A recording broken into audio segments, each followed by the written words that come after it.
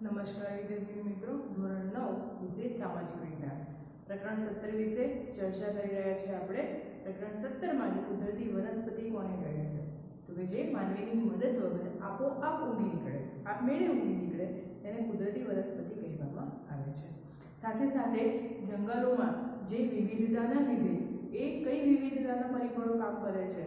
તો તેનો આબોહવા છે, ભેજ છે, સાથે સાથે જમીન અને એના સિવાય વરસાદ કેટલા પ્રમાણમાં પડે છે, ભૂપૃષ્ઠના આધારે.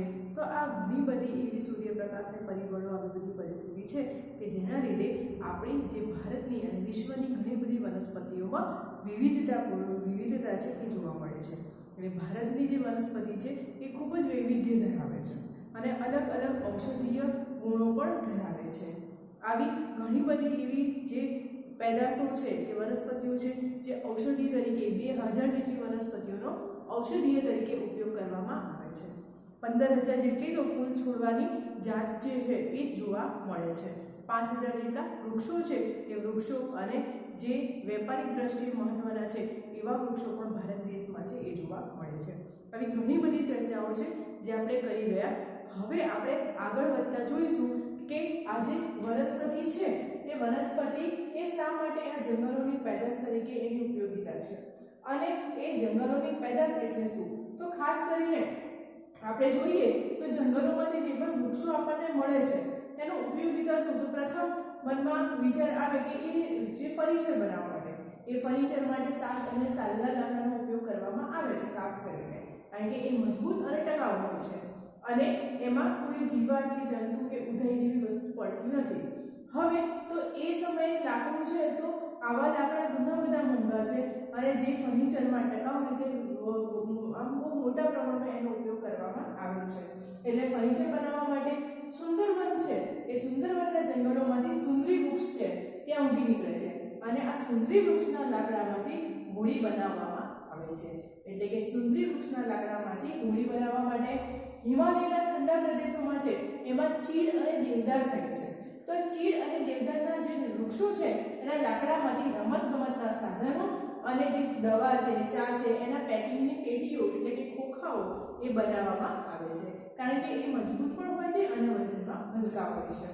આગળ જોઈએ તો ચીડના રસમાંથી ટર્પેટાઇન બનાવવામાં આવે છે અને ચંદન કે જે આપણે પૂજામાં ઉપયોગ કરીએ છીએ એ ચંદનમાંથી સુગંધિત તેલ અને ઘણા બધા સૌંદર્ય પ્રસાધનો છે એની બનાવટો બનાવવામાં આવે છે. તમે વીકો જુઓ તો વીકોમાં લખ્યું છે ચંદન. તો આવી ઘણી બધી એવા સૌંદર્ય પ્રસાધનો છે કે જેમાં ચંદનનો ઉપયોગ કરવામાં આવે છે, એટલે કે જે સુંદરતા નિખારવા માટે પણ ઉપયોગ કરવામાં આવે છે. વાંસમાંથી તમે સાપુતારા અને પહાડી અમુક વિસ્તારમાં જાઓ, ભારત દેશની અને ગુજરાતની વાત કરીએ તો વાંસ છે એના વાંસના વિવિધ પ્રકારે ઉપયોગ કરવામાં આવે છે. વાંસનું ત્યાં અથાણું પણ બનાવવામાં આવે છે અને સાથે સાથે વાંસમાંથી એના રમકડા, ટોપલા, ટોપલીઓ અને એવી ગૃહ સજાવટની, ગૃહ સુશોભનની અનેક વસ્તુઓ છે એ વાંસના લાકડામાંથી બનાવવામાં આવે છે. આના સિવાય જંગલોની પેદાશ પણ જરૂરી છે અને ઉપયોગો, એનો પેદાશનો ઉપયોગ કઈ રીતે આપણે કરી શકીએ? તો એમાંથી લાખ છે, રાળ છે, ગુંદર છે અને સાથે સાથે મધ, આવી ઘણી બધી વન્ય પેદાશો છે એ જંગલો છે એ પૂરી પાડે છે. આંબળા, હળદર, હરડે, બહેરા, અશ્વગંધા આ બધા ઘણા બધા છે. ગિલોય, આની ઘણી બધી ઔષધીય ઉપયોગિતા છે અને આ તો અમુક જ નામ આપે છે. એના સિવાય ઘણા બધા એવા અરડુસી કે પછી તુલસી, નીલગિરી છે, આવા ઘણા બધા વૃક્ષો છે કે જે ઔષધીય અનેકવિધ ઉપયોગો છે એ ધરાવે છે.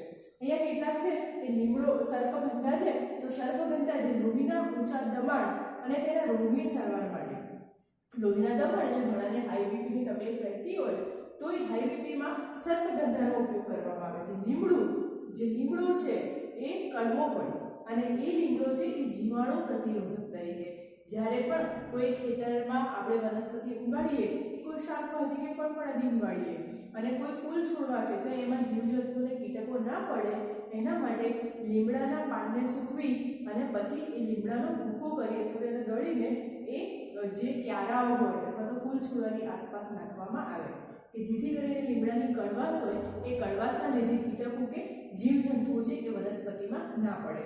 તો લીમડાનો પણ ઉપયોગ છે. તુલસી છે તો શરદી ઉધરસ તાવ માટે, અને શરદી કે ઉધરસ થઈ હોય તો ઘણીવાર એવું કહ્યું હશે મમ્મીએ, ચલ આદુવાળી તુલસીવાળી ચા પીવડાવો, હે ને, તો મટી જશે, આરામ થઈ જશે. એના સિવાય પણ ઘણા બધા એવા હળદર છે, તો હળદરનો પણ ઉપયોગ થાય છે. તો આ તાવ, ઉધરસ અને શરદી માટે. અર્જુન સારવાર એ હૃદય રોગની સારવાર. જ્યારે પણ હૃદય રોગ ક્યારે થાય તો કે હૃદય જે હાર્ટની નળીઓમાં બ્લોકેજ થઈ જાય, ચરબીના થરો જમાઈ જાય અને ચરબીના થર જમવાથી એ નળીઓમાં લોહીનું પરિભ્રમણ ના થાય અને એના લીધે હૃદય રોગ આવે, એટેક આવે.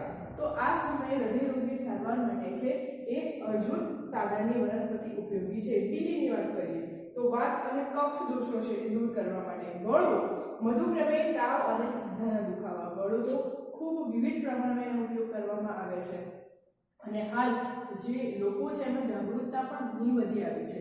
તો મધુપ્રમેહ એટલે કે ડાયાબિટીસ, જેને સુગરની તકલીફ રહેતી હોય, તાવ હોય, સાંધાના દુખાવા હોય, એમાં પણ ગળો એટલે કે ગિલોય એનો ઉપયોગ કરવામાં આવે છે. હળે છે તો કબજિયાત, વાળ અંગેના રોગો. સાંજે ઘણા લોકો જમ્યા પછી હળે નાની નાની ગોળીઓ કાઢી હશે ખાતા હશે. એ હળે એટલે કે એ પાચન માટે અને કબજિયાત જેવું ના રહે, પાચન શક્તિ તમારી મજબૂત થાય, આના માટે તેનો ઉપયોગ કરવામાં આવે છે. આના સિવાય પણ ઘણી બધી એવી વનસ્પતિ છે. આમળા છે, પછી અરીઠા છે, સાથે સાથે અરડુસી છે, નીલગિરી છે અને ઘણા બધા એવા વનસ્પતિ ઘણી બધી એવી છે કે જે ઉપયોગ થાય છે. અશ્વગંધા પણ એમાં આવે. તો આ બધી વનસ્પતિઓનો ક્યાંક ને ક્યાંક ઔષધીય આપણા માનવ જે જીવો છે એમની સારવારમાં ઉપયોગમાં લેવામાં આવે છે. તો ઘણી બધી અંશે જે માનવ જીવન છે આ વનસ્પતિ પર નિર્ભર રહેલું છે. એવું કહેવાય કે આ વનસ્પતિના વૃક્ષો નહીં હોય એ સમયે મનુષ્ય પોતાનું જીવન ટકાવી રાખવું પણ મુશ્કેલ બની રહેશે. હવે જંગલનું પર્યાવરણીય મહત્વ મૌલિકતાથી લખી શકો છો કે જંગલો શા માટે જરૂરી છે, પર્યાવરણની રીતે શા માટે જરૂરી છે. તો જંગલો જે જમીનનું ધોવાણ અટકાવે, રણ પ્રદેશને આગળ વધતું અટકાવે અને જંગલોમાં ઘણી બધી ઔષધિઓ છે એ પણ મળી આવે. ઘણું બધું મહત્વ છે કે ભેજને જાળવી રાખે, વરસાદ લાવવામાં મદદ કરે, હવાનું પ્રદૂષણ અટકાવે અને સાથે સાથે પર્યાવરણને હવાને તાજી શુદ્ધ રાખે. શુદ્ધ ઓક્સિજન જે પ્રાણવાયુ છે, સજીવો છે એ શ્વાસ તરીકે ઉપયોગમાં શ્વસનમાં લે છે, તો શુદ્ધ ઓક્સિજન એટલે કે પ્રાણવાયુ જે પૂરો પાડે, કાર્બન ડાયોક્સાઇડનું પ્રમાણ ઘટાડે છે. આ ઘણી બધી છે કે ઘણા બધાની રીતે જંગલ છે, વૃક્ષો છે એનું મહત્વ રહેલું છે. વરસાદ લાવવામાં ઉપયોગી છે અને વાતાવરણને વિષમ થતું અટકાવે છે. જંગલો છે, આપણે અગાઉ પણ વિડીયોમાં ચર્ચા કરી કે જંગલો વધારે હશે ત્યાં એ જે પવનો, મોસમી પવનો વાતા હશે ત્યાં જંગલોના લીધે એ પાંદડામાં ભેજ શોષી લેશે અને એના લીધે વરસાદ પડશે. ગુજરાત જેવા ક્ષેત્રોમાં જંગલને ગીચ વિસ્તારો નથી, માટે વરસાદનું પ્રમાણ સરેરાશ 70%ની આસપાસ જ છે. શા માટે? કારણ કે ગીચતાવાળા વિસ્તારમાં જંગલો હોય અને એ જંગલોના જે વનસ્પતિ પાંદડા હોય એ ભેજનું પ્રમાણ વધારે શોષી શકે, માટે જંગલો વરસાદ લાવવા ઉપયોગી છે. વાતાવરણને વિષમ બનતા અટકાવે. વિષમ એટલે ગરમ.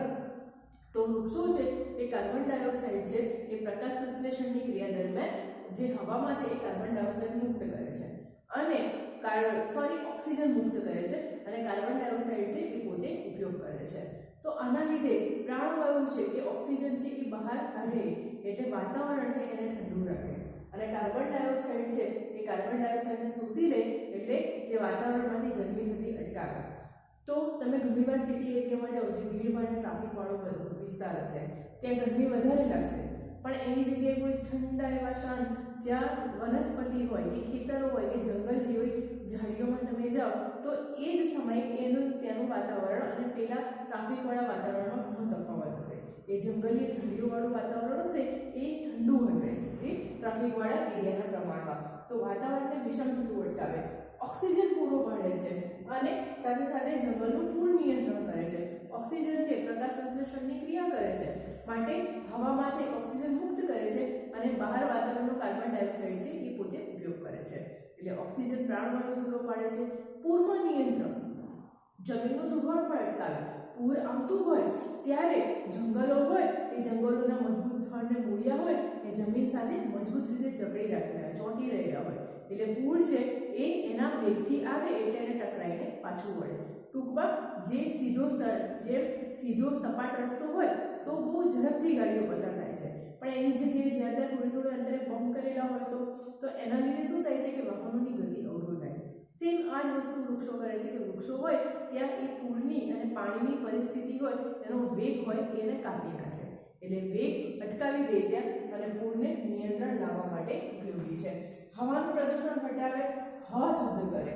પ્રદૂષણ ઘટાડે છે કારણ કે ઓક્સિજન છે એ ઓક્સિજન પૂરો પાડે છે. કાર્બન ડાયોક્સાઇડના હાનિકારક તત્વો છે ઘણા બધા એ વૃક્ષો છે એ શોષી લે છે. જમીનનું ધોવાણ અટકાવે છે, ભૂમિગત જળને જાળવી રાખે છે અને રણને આગળ વધતું પણ અટકાવે છે. સાથે સાથે સાહસિક પ્રવાસન પ્રવૃત્તિઓ માટે આપણે કહીએ છીએ ટ્રેકિંગ, પોલો ફોરેસ્ટ છે, આવી ઘણા બધા ટ્રેકિંગના સ્થળો છે જ્યાં ઘણા બધા સાહસિકોને જવું ગમે. ઊંચે પહાડ ચડવા, જંગલોમાં કૂદી વળવા માટે અને આવી ઘણી બધી પ્રવૃત્તિ, નદી હોય ત્યાં જે આખું સરસ એવું ટ્રેકિંગ કરે, તો આવી સાહસિક પ્રવાસન પ્રવૃત્તિ માટે પણ જંગલો છે એ આનંદદાયક સ્થળ છે અને મજા આવે એમાં. અને સાથે સાથે કુદરતી સૌંદર્ય અને કુદરતી આશ્રય સ્થળ છે. કુદરતી સૌંદર્ય છે કે જ્યાં ગ્રીનરી હશે, ગાંધીનગરને ગ્રીન સિટી માનવામાં આવે છે. તો શા માટે? કારણ કે સૌથી વધારે ગ્રીનરી છે અને એ જ એના કુદરતી સૌંદર્યને જાળવી રાખે છે. આપણને તમામને જ્યાં પણ ગ્રીનરી હશે, સરસ એવી હરિયાળી હશે અને જંગલો વૃક્ષો વધારે હશે એવી જગ્યાએ દરેકને ફરવું ગમે. તો કુદરતના સૌંદર્યને જાળવી રાખે છે. સાથે સાથે પ્રવાસન ક્ષેત્રે એટલે કે કુદરતી આશ્રય સ્થાન જે જંગલો જ્યાં વધારે હતા અત્યારે જંગલો નામશેષ થઈ ગઈ છે. શા માટે? કારણ કે પશુ પક્ષીઓ છે એ જંગલોથી જ નિર્ભર છે, એમનું આશ્રય સ્થાન છે. જો જંગલો જ કપાઈ જશે, વૃક્ષો જ નહીં રહે તો એ માળા ક્યાં બનાવશે, બકુલ ક્યાં બનાવશે? પછી એ વાંદરા હોય, પશુ પક્ષી હોય, ચકલી હોય, પોપટ હોય, ગમે તે હોય કે જે વૃક્ષો પર નિર્ભર છે. તો આના લીધે જે આવા પશુ પક્ષીઓ છે તો એમનું આશ્રય સ્થાન છે આ જંગલો. એ રીતે પણ ઉપયોગી છે. અને રાષ્ટ્રીય ઉદ્યાનો, અભયારણ્યો અને જૈવ વિવિધતા માટે ઘણા જંગલો છે એ આરક્ષિત કરેલા છે. એટલે કે જ્યાં આવું આશ્રય સ્થાન છે જંગલો, એ જ જગ્યાએ ઘણીવાર અભયારણ્યો છે, રાષ્ટ્રીય ઉદ્યાનો છે, કારણ કે જે તે પર્ટિક્યુલર એ જ એરિયામાં કોઈ પશુ પક્ષી એ જ જગ્યાએ મળી આવતું હોય તો એના માટે અભયારણ્ય અને રાષ્ટ્રીય ઉદ્યાન છે એ વિકસાવવામાં આવે કે જેથી એની પ્રજાતિનું રક્ષણ થાય અને એ નામશેષ ના બની રહે. આપણી ભાવિ પેઢીને પણ આપણે એ બતાવી શકીએ કે આવી પ્રજાતિ હોય છે અને એ જીવ રક્ષણ માટે, જીવ વિવિધતા માટે. એટલે આ આરક્ષિત કરેલો વિસ્તાર છે કે જ્યાં જે કે છે એશિયાઈ સિંહો જોવા મળે છે, પશ્ચિમ બંગાળમાં પણ સિંહો જોવા મળે છે. તો આ આરક્ષિત કરેલા વિસ્તારોમાં ગીરના શાસન કેળવા પણ જોવા મળે છે કે જેથી કરીને એમનું સંરક્ષણ અને સંવર્ધન થઈ શકે. હવે જંગલનું સંરક્ષણ શા માટે જરૂરી છે? ખૂબ જ તાતી જરૂરિયાત છે જંગલનું સંરક્ષણ કરવાની. કારણ કે વૃક્ષોથી જ માનવ છે અને માનવની સમગ્ર જીવન વૃક્ષો ઉપર નિર્ભર છે. તો જંગલનું સંરક્ષણ છે એ માનવ જીવન માટે તો ખૂબ જરૂરી છે. હાલની આ આધુનિકીકરણમાં માણસે ભાગદોડ મૂકી છે, શહેરીકરણ થાય છે, જ્યાં ત્યાં ઉદ્યોગો, કારખાના, મિલો સ્થપાય છે, હવાનું પ્રદૂષણ થાય છે. એ જગ્યાએ સિમેન્ટ કોન્ક્રીટના જે જંગલો ઊભા થઈ ગયા છે અને એ બધા એ આધુનિકીકરણ અને ઉદ્યોગીકરણના લીધે જંગલો છે એ કપાતા જાય છે. તમે જોશો તો નવા નવા રસ્તાઓ, ધોરીમાર્ગો બને છે અને એમની વચ્ચે આવતા જે પણ વૃક્ષો છે એ કાપી નાખવામાં આવે છે, ઓવરબ્રિજ બને છે. તો આ બધાના કારણે જંગલોનું જે નિષ્કંદન નીકળી ગયું છે અને એના લીધે ભવિષ્યમાં માનહાનિ થતાં પણ વાર લાગશે નહીં. એટલે જંગલનું જે સંરક્ષણ છે એ ખૂબ જ જરૂરી છે કારણ કે ઉદ્યોગીકરણ થઈ રહ્યું છે, ઝડપથી શહેરીકરણ થઈ રહ્યું છે, સડકોનું નિર્માણ કાર્ય છે, હિમાલયથી લાકડું મેળવવા માટે, ઝૂમ ખેતી માટે એટલે કે પહાડી વિસ્તારમાં જે પણ ખેતી હોય એ ખેતી કરવા માટે જંગલોને કાપી નાખવામાં આવે કારણ કે ત્યાં બીજો કોઈ એવો સોર્સ હોતો નથી જમીનનો. એટલે જે જંગલો, પહાડી વિસ્તારમાં જંગલોને કાપીને પછી એ ખેતી કરવામાં આવે. ફરી પાછું ત્યાં બીજી ખેતી અમુક વર્ષો બાદ એ ખેતી કરવામાં આવે. એટલે ઝૂમ ખેતીથી પણ જંગલો છે કપાઈ રહ્યા છે. દાવાનળ ઘણીવાર જંગલોમાં કુદરતી ઘટના છે, દાવાનળ ફાટી નીકળે ત્યારે પણ જંગલોનો વિનાશ થઈ રહ્યો છે. લોકો પોતાની લાલચ માણીને મોંઘા લાકડા છે અને આવા સારા એવા જે વેપારી દ્રષ્ટિએ લાકડા આપે છે તો એના માટે જંગલોને સરેઆમ કાપી રહ્યા છે. કોઈને નીતિ નિયમોને નડતા નથી. તો આ બળતણ માટે પણ, ઇમારતો માટે પણ, જ્યાં મકાનો બનાવે છે ત્યાં પણ લાકડાની જરૂર છે, ફર્નિચર માટે કે બારી બારણા માટે. તો આ તમામ ઉપયોગ માટે માનવી છે એ બેફામપણે લાકડાનો ઉપયોગ કરી રહ્યો છે, જંગલોનો વિનાશ કરી રહ્યો છે. પણ એને એ નથી ખબર કે જંગલોના વિનાશથી સરવાળે છે એ માનવની હાનિ થશે, માનવનું માનવીનો પણ વિકાસ થશે, વિનાશ થશે. અને આના કારણે જંગલનું સંરક્ષણ કરવું એટલે કે જંગલોને વૃક્ષો નથી, વધુ વૃક્ષો વાવો અને વરસાદ લાવો. એક માનવીને એક વૃક્ષ એટલે કે એક વૃક્ષ જો આપણે સાથે મળીને વાવીએ તો પર્યાવરણની પણ સુરક્ષા થાય અને આપણા જીવનની પણ સુરક્ષા થાય. આના માટે જંગલોનું સંરક્ષણ કરવું એ ખૂબ જરૂરી છે. હવે જંગલ જતન માટેના ઉપાયો. તો જંગલનું જતન સંરક્ષણ કરવા માટે સરકારે છે એ 1980માં સંસદે વન સંરક્ષણ અધિનિયમ છે બનાવ્યો. 1988માં નવી રાષ્ટ્રીય વન નીતિ તૈયાર કરી. આ તમને પરીક્ષામાં પૂછાઈ શકે કે રાષ્ટ્રીય વન નીતિ ક્યારે તૈયાર કરી? તો 1988માં. જંગલનું જે આ અધિનિયમ છે એ 1992માં રાષ્ટ્રીય વનસ્પતિ છે એની નીતિઓ અમલમાં મૂકી. એટલે 1992 થી વન નીતિઓ અમલમાં મૂકી. 80માં વન સંરક્ષણનો અધિનિયમ એટલે કે કાયદો કરવામાં આવ્યો અને 1988માં નવી રાષ્ટ્રીય જે વન નીતિ છે એ જાહેર કરી. આનો હેતુ શું છે? આ બધું શા માટે કરવામાં આવ્યું? ખાસ કરીને તો કે જંગલો છે એ આપણું રાષ્ટ્રીય સંસાધન છે. સંસાધન છે, કુદરતી આપેલી બહુ મોટી ભેટ છે, ખજાનો છે આપણા માટે. અને એટલા માટે જંગલોનું રક્ષણ કરવું એ ખૂબ જરૂરી છે. એનું સંવર્ધન કરવું એ પણ જરૂરી છે. એટલા માટે જંગલોનું રક્ષણ કરવું એ નૈતિક ફરજ છે. અને માટે આ નીતિ નિયમો બનાવ્યા કે કોઈ લીલા વૃક્ષને કાપે અથવા તો જંગલોનો વિનાશ કરે તો તેની સામે કાયદાકીય પગલાં લઈને તેને કોઈ દંડ કે સજા કરવી.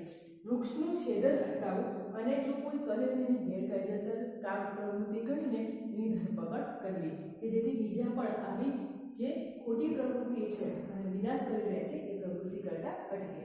વન મહોત્સવ અને સામાજિક વનીકરણના કાર્યક્રમો શા માટે જરૂરી છે? વન મહોત્સવ કારણ કે લોકોમાં જાગૃતિ આવે અને એ જાગૃતિથી એ લોકોને ખબર પડશે કે આવી વનસ્પતિઓ છે એના ઉપયોગો આટલા બધા છે.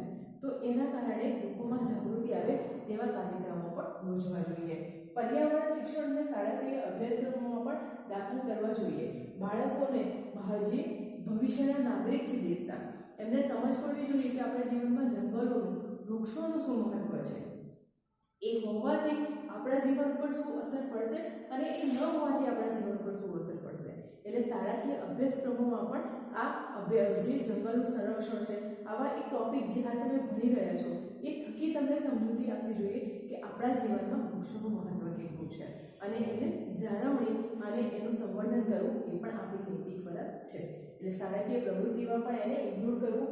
જંગલોમાં આગ ન લાગે તે માટેની તકેદારી ખાસ રાખવી. એ કુદરતી ઘટના છે, દાવા ન થવું, એના ઉપર આપણું કોઈ નિયંત્રણ નથી, પણ આગ ન લાગે એવી તકેદારીના પગલાં આપણે ચોક્કસ લઈ શકીએ. તો એ માટેનું કોઈ આયોજન કરવું. સાથે સાથે જે જંગલોના વિનાશથી લોકો બળતણ માટે ઉપયોગ કરે છે, ઇમારતોના બાંધકામ માટે ઉપયોગ કરે છે, તો આના ઓપ્શનમાં આપણે સૌર ઉર્જાનો ઉપયોગ કરી શકીએ છીએ બળતણ તરીકે. સૌર ઉર્જા છે, પવન ઉર્જા છે. તો આવા બીજા વિકલ્પો જે પુનઃપ્રાપ્ય છે. લાકડું એકવાર પતી જશે કે એના પછી નવું વૃક્ષ ઉગડતા વર્ષો નીકળી જાય, એને વૃક્ષ બનતા વર્ષો વીતી જાય. તો આવું ન થાય એ માટે અન્ય વિકલ્પો જેવા કે સૌર ઉર્જા, બાયો ઉર્જા, પવન ઉર્જા આવા પુનઃપ્રાપ્ય એટલે કે ફરીથી મળી શકે એવા ઉર્જા સ્ત્રોતોનો આપણે ઉપયોગ કરવો જોઈએ. અને પ્રચાર અને પ્રસાર માધ્યમો દ્વારા લોકોને જંગલોનું મહત્વ છે એ મહત્વ સમજાવવું જોઈએ કે જેથી કરીને એમને ખબર પડે કે જંગલો છે એ આપણા માટે ખૂબ જ જરૂરી છે. આપણા એક પરિવારનો ભાગ સમાન છે. તો જંગલ છે, વૃક્ષો છે તો આપણું જીવન છે. આપણો પાઠ છે એ અહીંયા પૂર્ણ થાય છે. તમારે પાઠને એકવાર સરસ રીતે સમજીને અને પછી એના પ્રશ્નોના જવાબો છે એ તમારી નોટબુકમાં લખવા.